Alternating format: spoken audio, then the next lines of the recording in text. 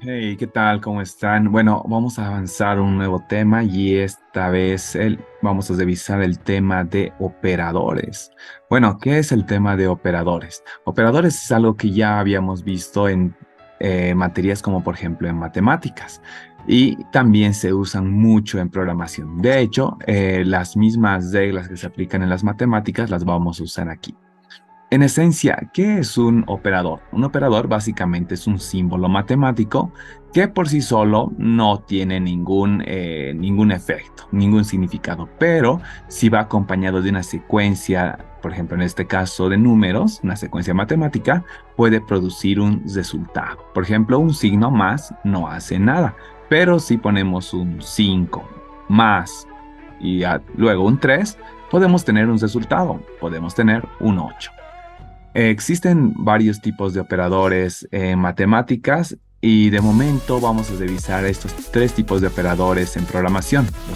Los operadores aritméticos, los operadores relacionales y los operadores lógicos. Los operadores matemáticos están compuestos por cinco tipos de operadores. El signo de suma, que lo que permite es adicionar dos datos. En este caso, si le damos a la máquina un 5 y un 3, nos da un 8. El signo de zesta, que en este caso está interpretado por el guión en el teclado de la computadora. Entonces, un 5 menos 3 debería darnos 2. El signo de multiplicación, bueno, nosotros usualmente usamos una X para un por, pero en programación no podemos usar esto ya que la máquina tiene ese símbolo reservado para la letra X, entonces usamos el signo de asterisco. En división, lo propio, usamos el símbolo de slash. En este caso, al dividir 53 tenemos el valor de 1, ya que el valor de división nos da la parte entera. ¿Y qué pasa con el residuo? Pues el quinto operador es el operador de módulo, que puede parecer tal vez que alguno lo vea como el operador de porcentaje, pero en programación no es porcentaje, se llama módulo, y lo que hace es al darle una división, en este caso 5 módulo 3, vas a recuperar el residuo de esa división, que sería 2. ¿Vale? Podemos probarlo esto ya en el código si queremos verlo. Para esto solamente necesitaríamos habilitar el monitor en serie y podemos hacer la prueba con un par de ejemplos. Por ejemplo, si quisiéramos imprimir un valor, por ejemplo, podemos poner una suma, un 5 más un 3, y la máquina ya nos podría dar un resultado, en este caso, un 8.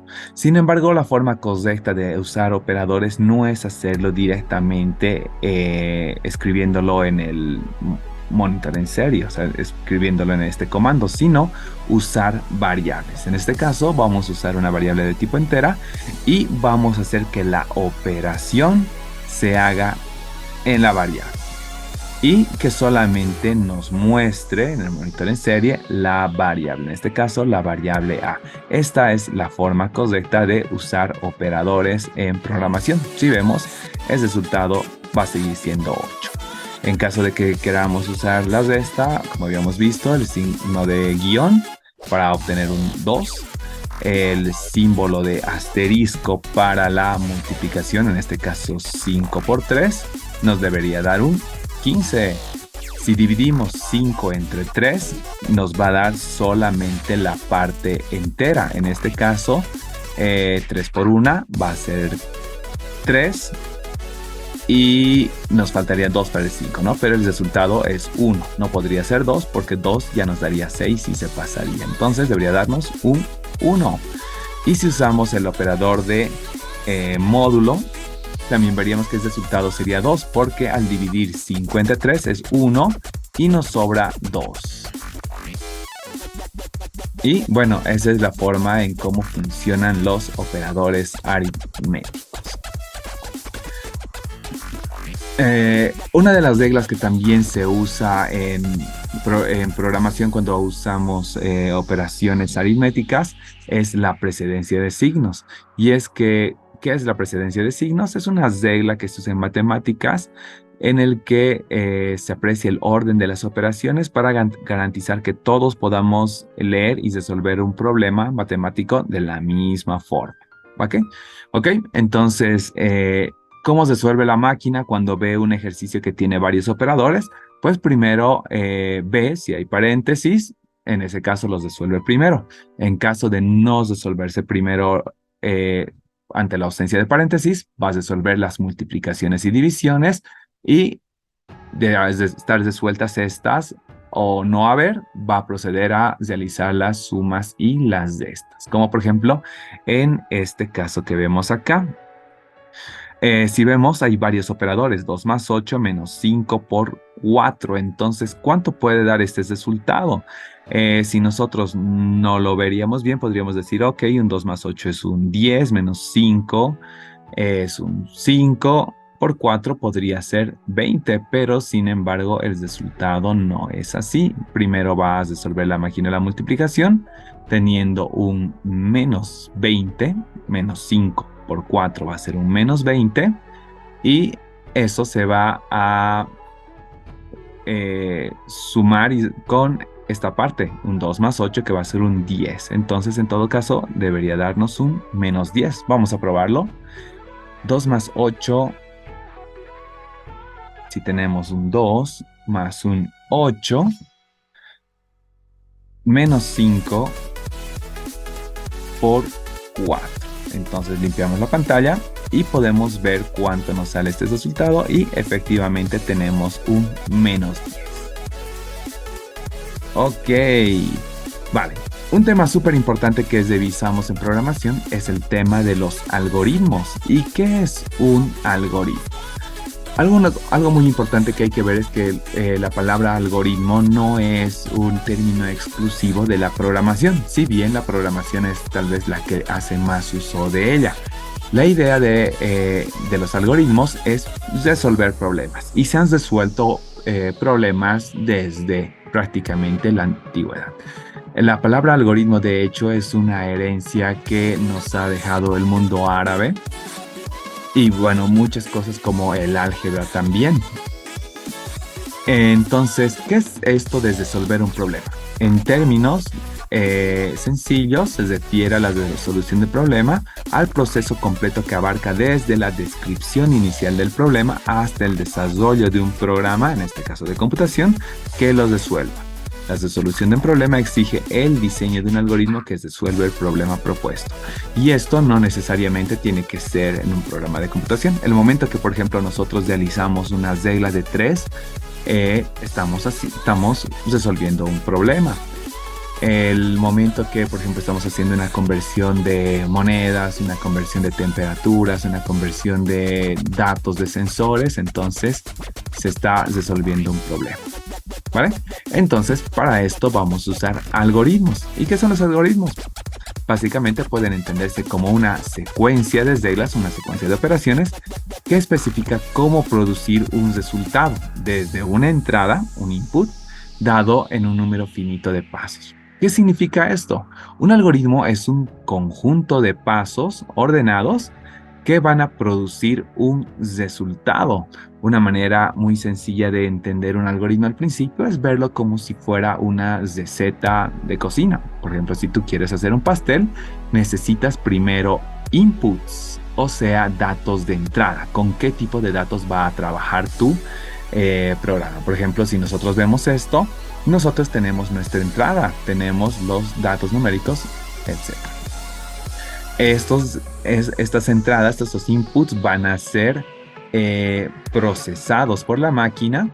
En este caso los procesa al hacer la operación y después va a producir un resultado o un output que está, bueno, en este caso en esta sección del código, que es la parte en la que está mostrándonos ese resultado. ¿Vale? Otro concepto que es importante en programación es el tema de lenguajes de programación y algoritmos, ¿vale? ¿Qué es esto de los lenguajes de programación? Básicamente en las ciencias de la computación y en la programación, los algoritmos son más importantes que los lenguajes de programación o las computadoras.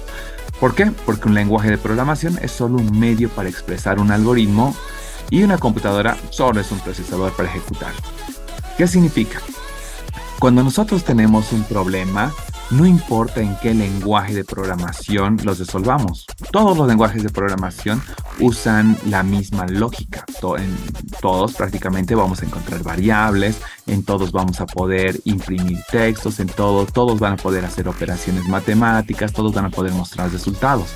Así que lo más importante es construir al algoritmo. Cuando tú construyes un algoritmo que resuelve un problema, este solamente necesita ser plasmado en cualquier instrucción de cualquier lenguaje de programación y va a funcionar. Así que lo más importante es saber cómo resolverlo. Después es solamente plasmarlo según el lenguaje de programación. ¿Vale? Entonces, los lenguajes de programación, por si acaso, vienen a ser lenguajes informáticos que la máquina usa y en el cual nosotros podemos escribir instrucciones y la máquina interpreta esas instrucciones y a través de un compilador va a procesarlos, ¿no? Ok. El momento de programar hay cierto tipo de buenas prácticas que nos van a servir para que nuestro programa sea legible y bastante entendible. ¿Ya? Ya habíamos programado antes, ya hemos creado algunas cosas, entonces veremos qué es necesario. Por ejemplo, parte de una buena práctica de programación es crear comentarios al iniciar un programa. Podemos usar comentarios para hacer una descripción de qué está haciendo este programa. Por ejemplo, si nosotros tuviéramos este ejercicio, podríamos añadir un comentario y ponerle un título para saber de qué se trata esto. Por ejemplo, podemos usar el título de operadores aritméticos. ¿Ok? Entonces, ¿le va a afectar al código? No. Sin embargo, hace que el código sea más legible y más entendible. ¿Qué más? ¿Qué práctica más nos puede ayudar? El nombre de los algoritmos tiene que ser alusivos al problema descrito. Y también el nombre de las variables alusivas a lo que se almacena. ¿Qué significa esto? Bueno, en este ejemplo hemos usado A, pero podríamos usar mejores palabras. Por ejemplo, si estoy haciendo una operación matemática, en vez de crear una variable A, podría crear una variable que se llame resultado. ¿Por qué? Porque esta variable va a guardar el resultado de esta operación matemática. Entonces yo puedo usar la palabra resultado y es más fácil de entender. En este caso puede que tal vez no se note mucho, pero por ejemplo cuando manejemos varios LEDs y tengamos que saber cuál es cuál, o por ejemplo si tuviéramos que manejar datos como temperatura, el tipo de cambio, gravedad del planeta, el peso de una persona, entonces es necesario que funcione con eso, ¿vale?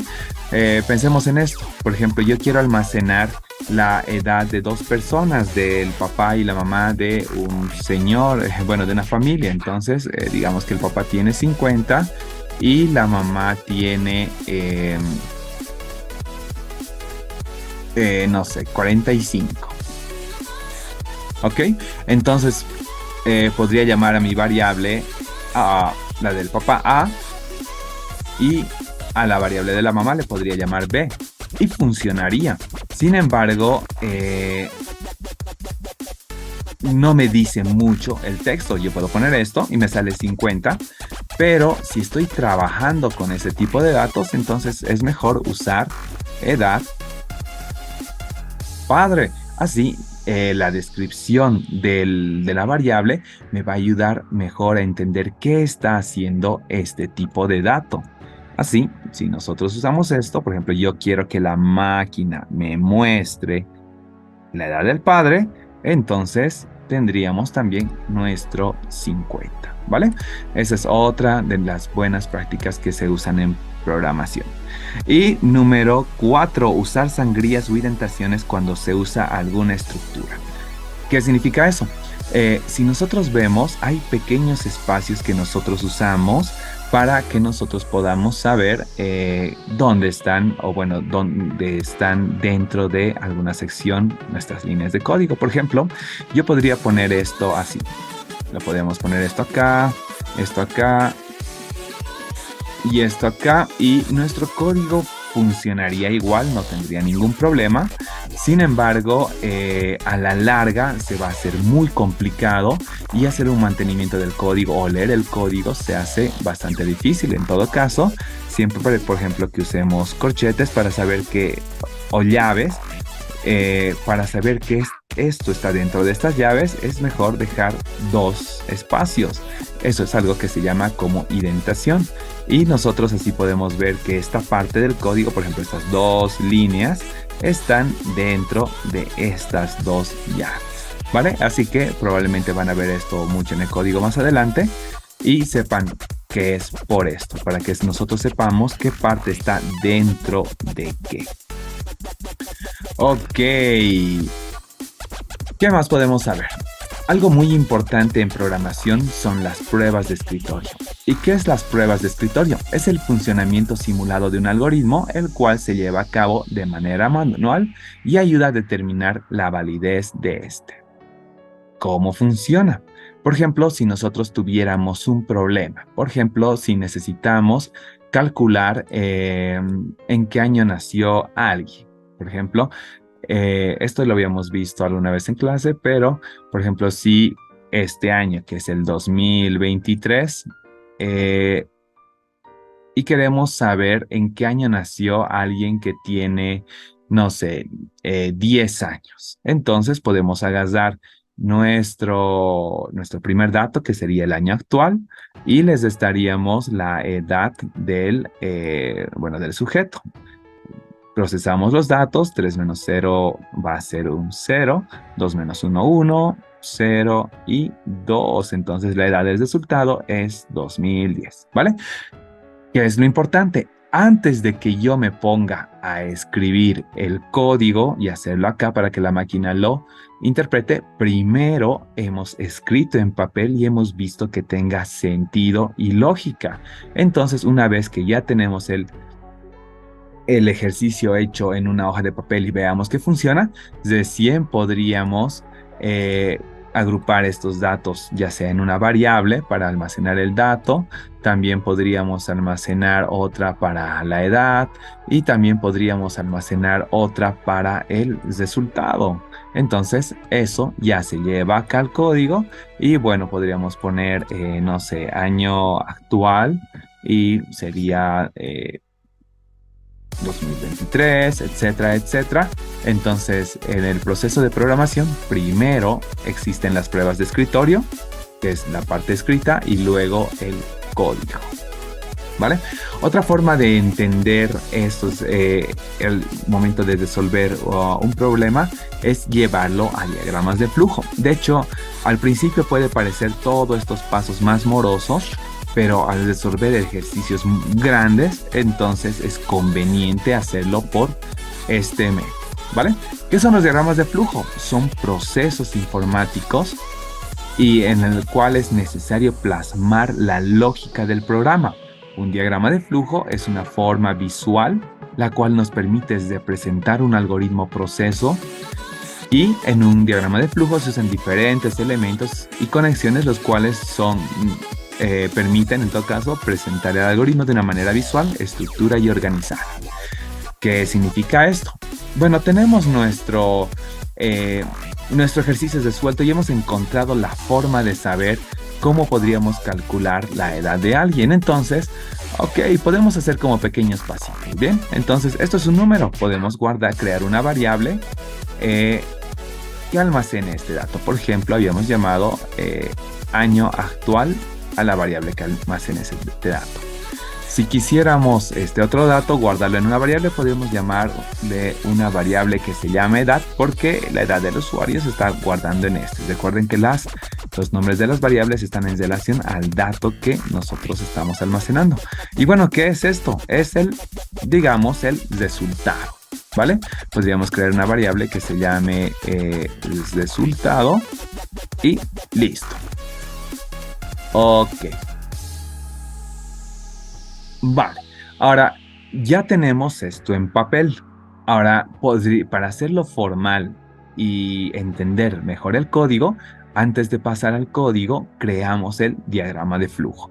¿Y cómo creamos el diagrama de flujo? En programas como estos. Hay varios tipos de programas que hacen este tipo de diagramación y vamos a probar cómo se hace. Primero, todo diagrama de flujo empieza con un inicio. Y todo programa termina con un fin, que es la que nos dice en qué momento acaba el programa, ¿vale? Entonces, para crear nuestro algoritmo que calcule en qué año hemos nacido, hemos necesitado 3 tipos de datos. Entonces, vamos a necesitar 3 variables. Así que nuestros inputs, nuestras entradas, van a ser 3 tipos de variables. La primera, la introducción de los inputs se realiza con este símbolo. Podemos usar esto y agregar nuestros ingredientes para nuestras recetas. La primera va a ser el año actual, el cual va a ser en 2023, ¿vale? ¿Qué más? Podemos crear otra variable que se llame edad y, bueno, va a tener el valor de 10. Y podemos crear otra variable que se llame resultado, pero en este caso no le vamos a poner ningún valor. ¿Por qué? Porque en esencia nosotros no sabemos cuánto podría ser el resultado. De hecho, es el trabajo de la máquina resolver esto, ¿ya? Nosotros hemos encontrado la forma de hacerlo, pero ahora la máquina tiene que hacerlo, porque ahora vamos a ponerle diferentes números a edad y no vamos a estar calculando manualmente, sino que la máquina lo va a hacer, ¿vale? Entonces, ya tenemos eso. Ahora, una vez que ya tenemos la introducción de los datos, ya tenemos nuestros inputs, ¿qué viene? Procesar los datos. Para procesar los datos, por ejemplo, usamos el rectángulo. Y en el rectángulo, ¿cómo procesamos los datos? Bueno, ¿qué hemos hecho? Hemos hecho una cesta. Y en esa cesta hemos agarrado el año actual y hemos restado la edad. Y le hemos restado la edad. Entonces, podemos hacer eso. Agarramos la variable año actual y les restamos la edad, ¿vale? La máquina, a pesar de que aquí está viendo letras, recuerden lo que hemos visto en variables, en realidad estos son números, los números que están guardados aquí. Por ejemplo, año actual es un 2023, ¿vale? Ahora, la máquina va a resolver y el número que nos dé, ¿qué hay que hacer? Guardar. ¿Dónde lo vamos a guardar? En una cajita. ¿Cuál es esa cajita? La cajita vacía que tenemos acá, que se llama resultado. Ok, tenemos que ponerla esta en minúscula porque las variables son algo que se llaman case sensitive. O sea que si tú escribes algo en minúscula, tienes que hacer referencia a ella también escribiéndola en minúscula, porque escribir resultado, la R con mayúscula, y resultado, la R con minúscula, son para la máquina dos conceptos, bueno, dos variables totalmente distintas, ¿vale? Entonces, ya está. ¿Qué hace la máquina? Primero, le agregamos los datos. Después de los datos, procesamos los datos. Ya tenemos el proceso. Ahora, ¿qué vamos a hacer? Pues solamente nos queda mostrar el resultado. Para mostrar el resultado usamos este símbolo y, bueno, le decimos a la máquina que nos muestre la variable resultado, que podría mostrarnos directamente, o podemos hacer algo un poco más interesante, que es el concepto de concatenar. Concatenar básicamente se refiere a que usemos un texto y adjuntemos o añadamos la variable. Por ejemplo, si quiero poner un texto, puedo usar entre comillas dobles y decir: naciste en... Termina el texto, ponemos el signo más y va a concatenar la variable resultado. Así nos podría salir de una forma mucho más ordenada. ¿Ok? Entonces, en esencia, esa es la forma en cómo funcionaría nuestro algoritmo. De hecho, lo que hemos fabricado acá ahora está convertido en un diagrama de flujo. Y con esto ya teniendo cómo hemos creado las variables, cómo hemos creado el proceso, cómo hemos creado el output. Entonces ya podríamos ir al código y directamente escribirlo y tener el resultado. Por ejemplo, si tuviéramos que hacer eso de una manera un poquito más rápida, ¿qué vamos a hacer? Primero introducir nuestras tres variables: año actual, edad y resultado. Entonces vamos a hacerlo bastante rápido. Vamos a ver la variable edad, que tenía el valor de 10, y nuestra variable resultado. Ok, con eso ya están nuestras entradas. ¿Cuál era el proceso? Restar de año actual la edad y guardarla en resultado. Entonces, eso mismo venimos y hacemos acá. Decimos, ok, del año actual vamos a restar la edad y el resultado de esto se va a guardar en la variable resultado, ¿vale? Y listo, la parte del proceso ya está hecho. La parte final es mostrar el dato. En este caso estamos creando una cadena de caracteres que dice naciste en, así que lo primero que vamos a hacer es colocar entre comillas dobles la palabra naciste en, vamos a dejar un espacio y al lado vamos a concatenar. En muchos lenguajes de programación podemos hacerlo directamente añadiendo un más y la variable resultado, pero en el IDE de Arduino esto bueno, todavía no se ha implementado, o sí, vamos a ver, no, todavía no se ha implementado en esto, pero la manera de hacerlo sería crear otro serial print, solamente que en este va a mostrar la variable directamente. Ya no lo va a mostrar aquí al lado, pero lo podemos hacer en la línea de abajo y debería darnos el resultado. Podemos probarlo y ya nos dice naciste en 2013, que si vemos era el resultado que teníamos acá primeramente.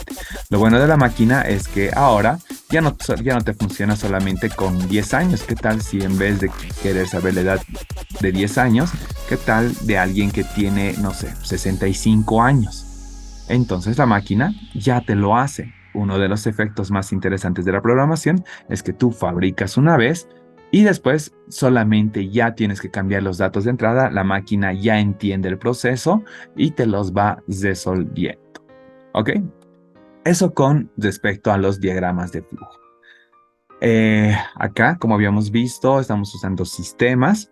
Y bueno, los sistemas son conjuntos de elementos que están interrelacionados entre sí para lograr un objetivo. En este caso, tiene tres partes: entrada, proceso y salida. Y como hemos visto en el ejemplo anterior, ¿cuáles han sido nuestras entradas? Han sido datos, han sido información que ha entrado al sistema. Por ejemplo, en qué año estamos, qué edad tiene el usuario.